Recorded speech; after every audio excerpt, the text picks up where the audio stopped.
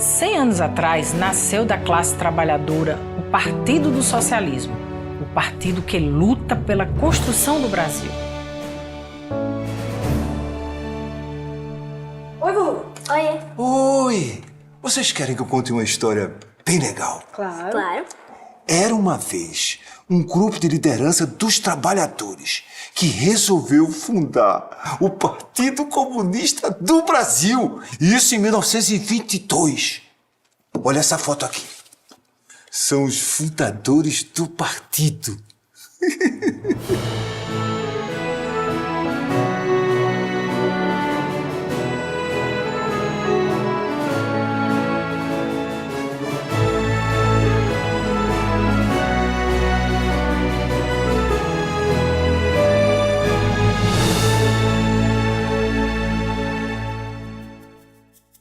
Então, a fundação do partido fez parte de outros grandes acontecimentos nacionais. As lutas dos trabalhadores, do fim do século XIX até o início do XX, uniram-se a uma nova consciência social, surgida com os levantes tenentistas, a Semana de Arte Moderna, o Centenário da Independência e a Coluna Prestes, confluindo para um novo ciclo civilizatório no país. Pois é, essa coluna Prestes confrontou a República Velha de 1924 a 1927. E foi nesse período que surgiu o BOC. BOC? O BOC. Em 1925, veio a circular o primeiro jornal do partido, A Classe Operária. E com isso, os trabalhadores e trabalhadoras começaram a participar da luta política. Em 27, surgiu o BOC, Bloco Operário e Camponês. E com ele, os comunistas elegeram seus primeiros parlamentares.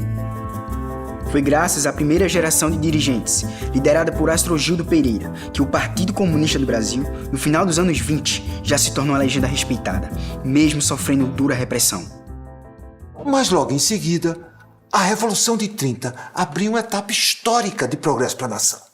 Porém, orientados por uma leitura errada, os comunistas não participaram dessa revolução. É isso mesmo, mas pouco tempo depois adotaram uma tática acertada, formando uma frente única contra o fascismo.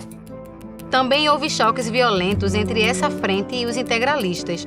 O maior êxito nesse período foi a criação da Aliança Nacional Libertadora, ANL, cujo lema era Pão, Terra e Liberdade, que acabou sendo fechada pelo governo. E um outro feito foi a insurreição de 35, um marco no aprendizado revolucionário de nosso povo. Depois do levante de 35 até o início de 36, o governo começa a nova repressão contra os comunistas. Mais de 15 mil pessoas do partido e da ANL são presas. Inclusive a Olga Benário, militante e companheira de Prestes, que é entregue grávida à Alemanha nazista. E os escritores Graciliano Ramos e Jorge Amado escreveram sobre essas barbaridades e sobre o heroísmo da militância para manter a legenda atuante, mesmo sob as garras truculentas do Estado Novo. Apesar de perseguido, o partido se destacou na campanha das forças democráticas para que o Brasil declarasse guerra às potências do eixo nazi-fascista. Mas em 1945, o mundo celebra a derrota do nazifascismo. E no Brasil, a democracia avança. O partido conquistou a legalidade e cresceu rapidamente. E o Luiz Carlos Prestes, uma das principais lideranças do país, ele foi líder da segunda geração de dirigentes. O partido passou a lutar pela democratização e por uma nova Constituição. Nas eleições de 45, elegeu Prestes senador e uma bancada de 14 deputados. Entre eles, Maurício Grabois, João Amazonas, Gregório Bezerra, Carlos Marighella e o Jorge Amado. Essa bancada teve uma atuação marcante em defesa dos direitos dos trabalhadores, da soberania nacional e da liberdade religiosa. Após 45, o apoio do povo ao partido só crescia. E para conter esse crescimento, o governo reacionário de Dutra cassou o registro da legenda e o mandato dos parlamentares. Pois é. Ah, mas o partido foi à luta e se destacou pela paz mundial. Teve atuação relevante na campanha O Petróleo é Nosso, que resultou na criação da Petrobras. Na década de 50, liderou memoráveis greves operárias e se vinculou à luta dos camponeses. Em 54, o partido aprova seu primeiro programa, patriótico, democrático e popular. E então, crianças, estão gostando da história? Eu tô gostando bastante. Conta mais pra gente. Conto. Em 1962, o Brasil entrou em ebulição com as reformas de base de João Goulart. E também teve ebulição entre os comunistas. Nesse ano, em resposta à criação do Partido Comunista Brasileiro, várias lideranças como João Amazonas, Maurício Grabois e Pedro Pomar realizaram em 18 de fevereiro de 1962 uma conferência extraordinária que garantiu a continuidade do Partido Comunista do Brasil. As lutas seguintes do PCdoB comprovaram o acerto e a grandeza dessa conferência. O PCdoB é um partido forjado no combate a governos autoritários e ditaduras, e sempre na linha de frente, em defesa da democracia e das liberdades. É por isso que ele lutou bravamente contra a ditadura militar imposta pelo golpe de 64. O partido defendeu a união de amplas forças democráticas e patrióticas para a restauração da democracia. Porém, diante da truculência do regime militar, várias formas de combate teriam que ser utilizadas, inclusive a resistência armada. O partido procurou então combinar as frentes de lutas, com ações no campo e nas cidades, nos movimentos operário e estudantil. E no final de 68, a ditadura radicalizou o uso da violência contra as oposições. Prisões, torturas, assassinatos se tornaram rotina. Era preciso reagir e enfrentar. Iniciada em 12 de abril de 1972, a guerrilha do Araguaia foi um acontecimento destacado da resistência armada contra a ditadura. Embora tenha sido derrotada militarmente, exigindo um contingente de milhares de soldados, o Araguaia entrou para as páginas da história como a epopeia pela liberdade. Até hoje é objeto de reportagens, livros, filmes, nos quais se enaltece o legado dos guerrilheiros e guerrilheiras do PCdoB à causa da democracia. Em 83, o PCdoB percebeu que tinha chegado a hora da ofensiva final contra a ditadura. Assim, realizou campanha exigindo a legalidade da legenda e defendeu ampliar ao máximo a frente pelas diretas já. Apesar da derrota, o PCdoB apoiou e ajudou a articular o nome de Tancredo Neves como candidato das oposições. E com a vitória, chegou ao fim o ciclo ditatorial. E nessa jornada, os militantes saíram às ruas, erguendo as bandeiras vermelhas e defendendo a democracia e a legalidade do partido. Puxa vida, quanta coragem desse partido. E ele sempre dá a volta por cima. Então, em 85, com o fim da ditadura, começou a redemocratização do país e... Viva! As liberdades e as eleições foram restabelecidas. E a legenda dos comunistas, o PCdoB, depois de décadas proibido, conquistou a legalidade. O Partido Comunista do Brasil não é mais clandestino.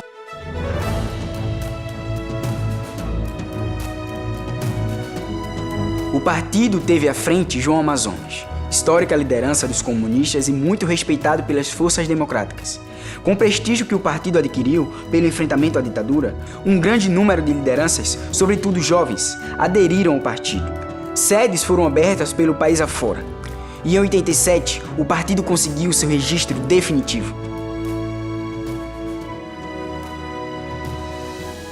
O sonho do camarada vai virar realidade. Foi essa a necessidade de uma nação transformada. Vamos erguer barricada, fazer a revolução. Por terra, paz e por pão, por um Brasil socialista. Viva todo comunista, viva o camarada João. A partir de 1985, quando foi legalizado, o PCdoB aumentou os vínculos com as lutas do povo. Esse acúmulo resultou em 86 na eleição para Constituinte. O partido elegeu 5 parlamentares: Haroldo Lima, Aldo Arantes, Edmilson Valentim, Eduardo Bonfim e Lídice da Mata, tendo João Amazonas trabalhando diretamente com a aguerrida bancada.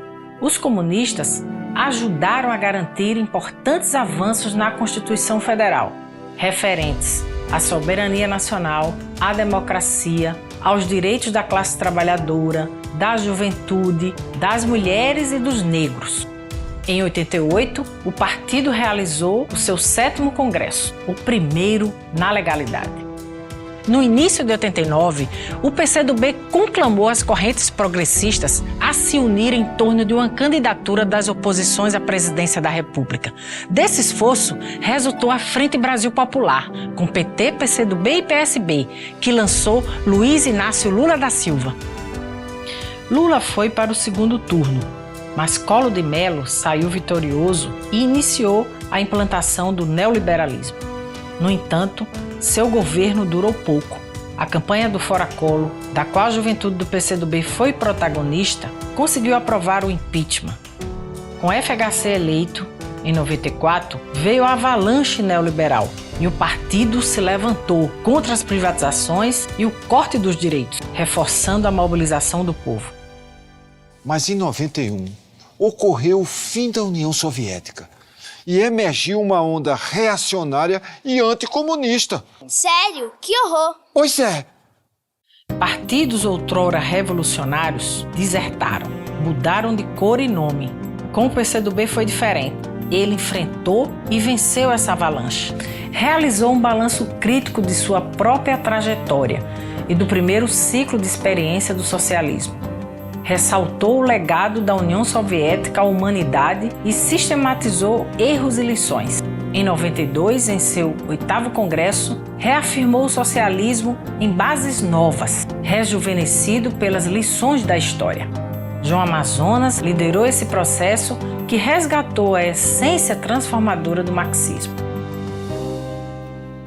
Em dezembro de 2001, Renato Rabelo assumiu a presidência do partido. Ele é o líder da 4ª geração de dirigentes comunistas. Ele apontou a possibilidade de vitória das forças progressistas em 2002, porém ressaltou que somente uma ampla frente, apoiada por extenso movimento social, seria capaz de vencer e governar. A chapa Lula-José Alencar materializava essa diretriz e conquistou a eleição. O PCdoB, ao apoiar Lula em todas as suas campanhas e ao oferecer ideias programáticas e táticas que se revelaram indispensáveis, deu contribuições relevantes à histórica vitória de 2002, retomando em novas circunstâncias a luta pelo desenvolvimento soberano e democrático do nosso país. E em 2003, a partir do convite do ex-presidente Lula, os comunistas assumiram pela primeira vez responsabilidades no governo da República. Nesse mesmo ano, o partido liderado por Renato Rabelo realizou sua 9ª conferência para estabelecer as diretrizes de sua participação. O centro da tática aprovado foi atuar pelo êxito do governo Lula na condução das mudanças. Lideranças como Orlando Silva, Aldo Rebelo, Haroldo Lima, Manuel Rangel e Luiz Fernandes estiveram à frente de ministérios e agências. Essa participação nos governos Lula e Dilma resultou num legado de realizações que impulsionaram o desenvolvimento soberano e democrático do Brasil. Firme na luta. Em 2007, com a reeleição de Lula e bons ventos soprando no país, o partido adotou a audácia como conduta. Há um só tempo se propôs crescer tanto nas disputas parlamentares proporcionais à Câmara dos Deputados e Assembleias Legislativas, quanto nas majoritárias para o Senado, prefeituras e governos estaduais. Em 2010, vem a primeira grande colheita. Ampliou sua bancada federal para 15 parlamentares e passou a contar com 2 cadeiras no Senado. Com essa postura afirmativa, disputou prefeituras de capitais e de várias cidades. Obteve vitórias importantes e venceu as eleições para o governo do Maranhão. Na esfera das cidades, o maior êxito do PCdoB foi em Pernambuco, onde governou vitoriosamente a cidade de Olinda, patrimônio histórico e cultural da humanidade, por 4 mandatos consecutivos. O 12º Congresso, realizado em 2009, atualizou o pensamento estratégico do partido ao definir o caminho brasileiro para o socialismo, com a realização de um novo projeto nacional de desenvolvimento. Rumo e caminho. Ou seja, a luta pelo socialismo interligada com a batalha pelo fortalecimento da nação. Cada passo dado no caminho significa acumulação de forças para as reformas e rupturas que direcionam o país para um governo de transição ao socialismo. Esse conteúdo é a essência do programa socialista do PCdoB para o Brasil, resultado de uma grande contribuição de Renato Rabelo ao pensamento estratégico do partido e da esquerda brasileira. Aí em 2014, a presidenta Dilma foi reeleita, mas a oposição neoliberal não aceitou o resultado. E o PCdoB avaliou que o ciclo progressista iniciado em 2003 estava em perigo e se ergueu em defesa da democracia e do mandato de Dilma, taxando o movimento de fraudulento e golpista. O PCdoB defendeu uma aliança ampla e afirmou ser a hora de mobilizar o povo. No Congresso Nacional, sua bancada se destacou no enfrentamento, mas, em agosto de 2016, o golpe se consumou. Dilma sofreu impeachment. E já liderado pela nossa presidenta Luciana Santos, o PCdoB se colocou na linha de frente de oposição contra o governo ilegítimo de Temer. E desde o golpe, o país padece um novo ciclo político, que é marcado por uma ordem neoliberal e reacionária. O patrimônio nacional, a democracia, os direitos trabalhistas e previdenciários entraram na linha de tiro. Luciana, como sempre, firme na luta, defendeu o fim do governo golpista e o PCdoB fortaleceu a campanha do Fora Temer. Ao longo de sua história, o PCdoB se pauta por disseminar o socialismo como alternativa viável ao capitalismo decadente. Um socialismo rejuvenescido pela história e de esperança para o avanço civilizatório da humanidade. Esta é a singularidade do PCdoB, um partido revolucionário, patriótico, proletário e socialista. Para o partido, neste século XXI, prospera uma nova luta pelo socialismo, da qual a China é uma expressão. E o marxismo que se renova incessantemente é a teoria que alimenta a jornada transformadora. Mas nas eleições de 2018, o PCdoB aprovou uma decisão importante. Manuela Dávila foi aclamada pré-candidata a presidente da República! A Manu! A Manu! Manuela percorreu o país e entusiasmou o eleitorado, apresentando saídas programáticas para o Brasil superar a crise. O partido defendeu a unidade do campo progressista. A unidade possível se deu com o lançamento pelo PCdoB e o PT da chapa Fernando Haddad presidente, Manuela Dávila vice, que obteve 44,87% dos votos. Mas quem ganhou foi o candidato da extrema-direita Jair Bolsonaro. No entanto, Manuela se projeta nacionalmente como uma nova liderança da esquerda. Em 2018, mesmo tendo eleito 9 deputados federais e reeleito o governador do Maranhão, Flávio Dino, o PCdoB não superou a antidemocrática cláusula de barreira. E daí, diante desse revés, o PCdoB procurou saídas e encontrou uma organização revolucionária, patriótica e marxista, o Partido Pátria Livre, o PPL. Um comunicado histórico, assinado pela presidenta do PCdoB, Luciana Santos, e pelo presidente do PPL, Sérgio Rubens Torres, oficializou o caminho comum traçado. Em 17 de março de 2019, uma reunião dos congressos extraordinários dos dois partidos, sob o lema Democracia, Soberania e Socialismo somando forças, formalizou a união. E o 15º Congresso do PCdoB teve 2 focos. Quais? Desmascarar, isolar e derrotar Bolsonaro e garantir a presença plena do partido na vida parlamentar e institucional. Os comunistas celebraram a aprovação da Lei da Federação de Partidos. O partido, junto com outras forças políticas, foi determinante para essa conquista e foi reafirmada a tática de frente ampla para derrotar Bolsonaro. O partido aponta que as oposições podem sim vencer as eleições presidenciais em 2022. O Congresso debateu uma plataforma emergencial de reconstrução nacional. Foi iniciado um movimento de reconfiguração do PCdoB na comunicação digital, na ligação com as massas e na estruturação orgânica. Esse revigoramento visa, entre outros objetivos, fortalecer a representação parlamentar dos comunistas nas eleições de 2022, ultrapassando a cláusula de barreira. E com forte respaldo e confiança política, o Comitê Central reelegeu Luciana Santos para presidir o partido. Olha lá, chegou. Vamos?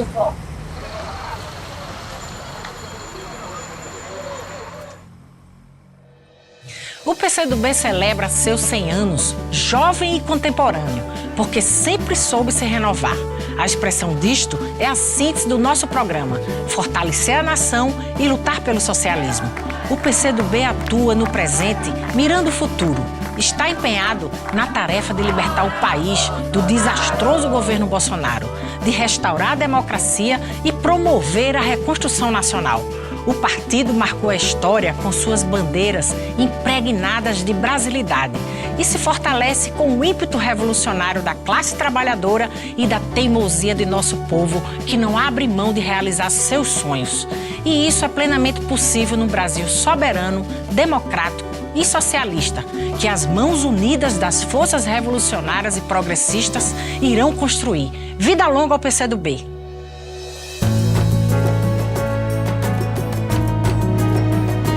Um, 5.000 e viva o Partido Comunista do Brasil! 1, 2, 3, 4, 5.000 e viva o Partido Comunista do Brasil!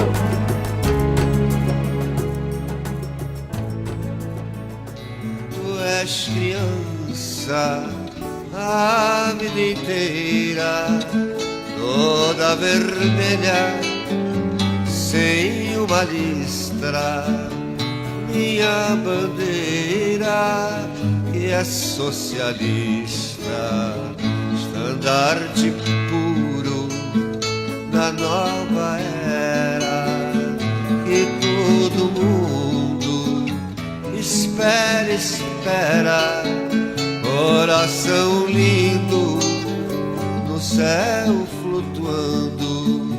Te amo sorrindo, te amo cantando, mas a bandeira do meu partido vem entrelaçada com outra bandeira, a mais bela, a primeira, verde e amarela, a bandeira brasileira.